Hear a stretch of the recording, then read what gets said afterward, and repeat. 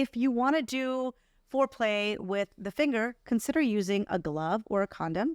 And that way you're protecting yourself from any STIs and still getting to have fun. Yeah. And then also in terms of analingus, you can use a dental dam, right? Yes, like that's correct. you can cut up a condom or you can buy a dental dam and put it on the area before you sort of get involved to kind of protect yourself from any sort of STI. Yeah. And protect your partner as well Yeah. from any oral STIs that may be there. And then in terms of preparing your body, like if you're the one receiving the anal play, is there anything you recommend?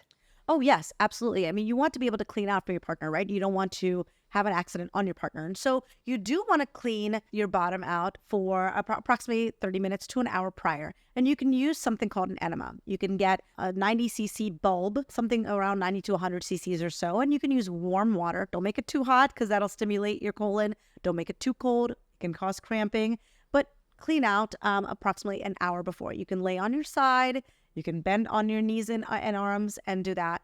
And then you don't want to go in too far. You know, deeper is not better, right? You're not trying to clean out the entire colon, okay, for your partner.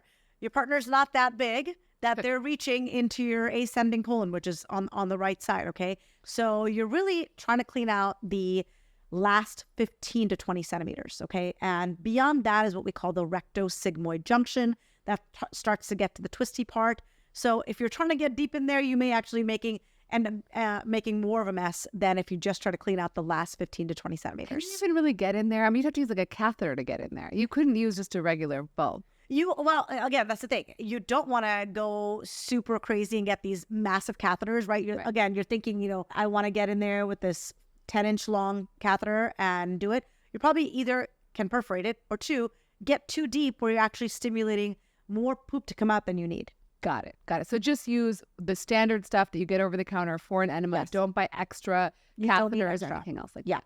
Got it. Exactly. And then great points about the temperature because I didn't know that. So that's really helpful. And then in terms of like not causing injury, right? So using either butt plugs or getting yourself prepared for a penetrative anal intercourse, receptive intercourse. Thoughts on that? Yeah, I mean, the first things first, use lubricant, get permission. Number one, get permission from your partner, because when it's consensual, then you're a lot more receptive to being relaxative, right? You can relax and say, okay, I'm ready to receive. Number two, use lubrication and protection, because when it's consensual, protected, lubricated, it's more likely that your nerves are say, okay, I'm not so stressed out about it. I'm going to calm down, which will actually allow for the rectal muscles to relax as well, right? And the anal muscles to relax as well. So that could help to soften it up so that when you're starting, you can start slow and then, you know, get larger as needed. And so by starting slow, do you mean that you should start essentially with smaller items like a finger or butt plug before you move on to a larger phallus or a larger toy? Yes, absolutely. You can start with a smaller, you know, just a finger first, using gloves even. And if your partner has latex allergy, don't use latex gloves, use nitrile gloves. I would recommend using a lubricant with it, an oil-based or a water-based lubricant or a silicone-based lubricant. And that way, you know, you decrease the amount of friction that's there. And remember, the anal tissue is much thinner than vaginal tissue. So you want to be careful. You don't want to just shove it in there. Start with a smaller finger, especially if this is the first time. Start with a smaller finger and go slow. And then see how you feel. And then I always tell people when you're looking at lubricants, actually water-based lubricants have different pHs. So they're based on, you can have a vaginal, which is isoosmolar to vaginal pH, but the anal pH is actually different. So you can actually look for anal pH lubricants. That can be helpful. And then, yes, absolutely use a lot of lube. The water-based ones evaporate, so you'll need to reapply. So make sure that you do that. And then if you're using silicone or oil-based, that's totally fine. Oil-based with condoms, if you're trying to protect, can break down the condom. So make sure you feel comfortable that that person has been screened for STIs or you're in a monogamous relationship and you've both been screened before you use oil-based lubricants. Yeah, great. And then in terms of injury, right? So I got a lot of questions about sphincter injury, anal prolapse after anal intercourse, or fecal incontinence. So do you see these things? Can they happen? How should people avoid those sorts of injuries?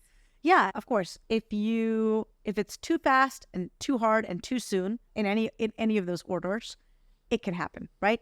you can tear some of the skin in the anal verge just by entering too fast without it, having been stretched out, right? If this is your first time, go slow, go small, and then work your way up. If it's too large and you haven't experienced it before, that can cause anal tearing and bleeding. If you haven't cleaned out sufficiently and you've got fecal remnants in your anal verge, you can have accidents.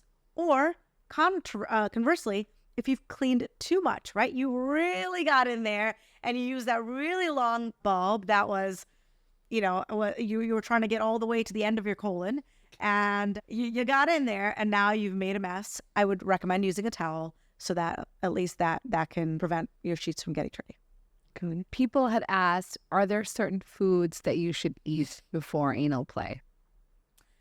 I would recommend foods that, one, help you clean out your bowels, right? So you want to not be constipated, because the last thing you want is to have to find out that you had 4 rocks, that were right past your rectosigmoid junction that never really came out.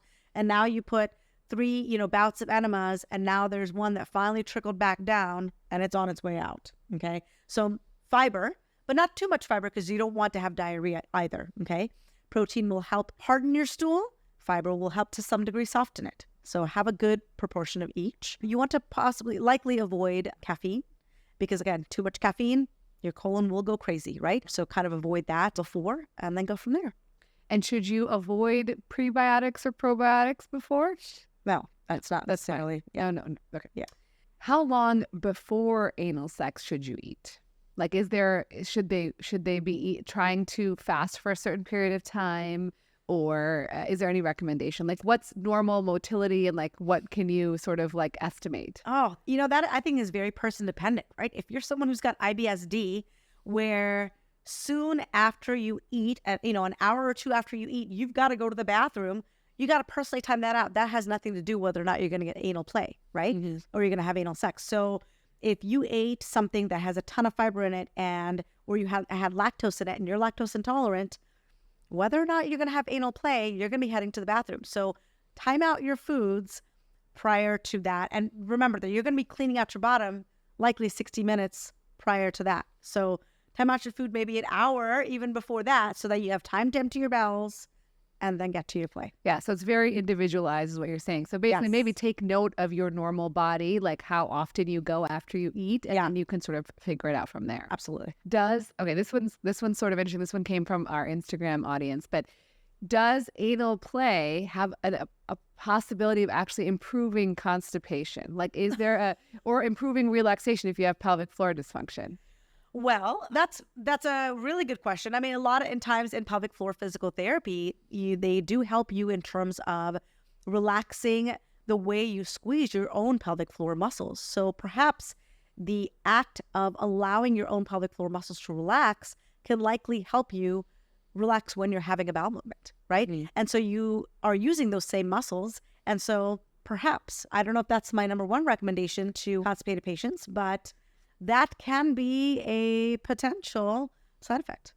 Yeah, I think that makes sense. I would just say make sure that when you're engaging in the anal play that you are fully relaxed, because if you're like really stressed about it and like your partner's a little pushy and you're not really sure you want it, you may have the opposite effect. It could actually worsen your pelvic floor. So 100%. If you are relaxed and receptive and ready, and you're both listening to each other and communicating and saying, no, I want this, yes, I want this, and like taking it very slow, I think it can be beneficial. Absolutely. Yeah, exactly. A lot of pelvic floor dysfunction does happen from anal trauma or sexual trauma that happened that was not welcomed.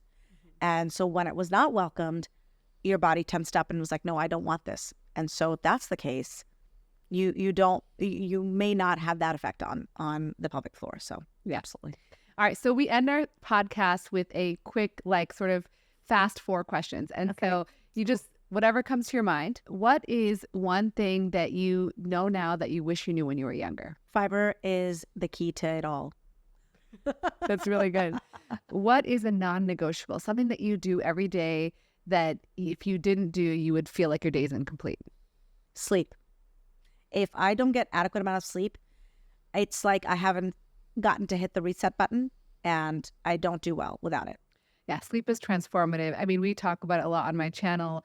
about how sleep improves your testosterone, improves, and lack of sleep is so detrimental in performance, whether it's mental performance, physical performance, driving a car. So just super important to get good sleep. And that's a great one.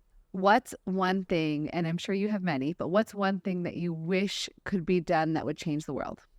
Ooh. Acceptance. Whether it's personalities, whether it's ideas, whether it's religion, whether it's gender, acceptance of one another. I think we are as wonderful and as beautiful and as successful as we can be once we accept one another, because everyone brings something new to the table. So acceptance. That's awesome. And then lastly, what is one, it could be a personal or a health life hack? Don't change yourself for anyone. I think we grow up in a society where there are a lot of societal expectations, personal expectations, and media and social media certainly influences so much of that. And we feel as though we need to conform to those expectations in order for people to like us. And as we get older, we start to shed some of those. And the happiest we become is when we are who we are and we accept ourselves and say, okay, this is who I am, accept me. If you don't, that's okay. I accept myself and this is what I'm going to do. And you'll be happier and more successful if you accept yourself and learn to be receptive to having others love that as well. Acceptance all around. Yes.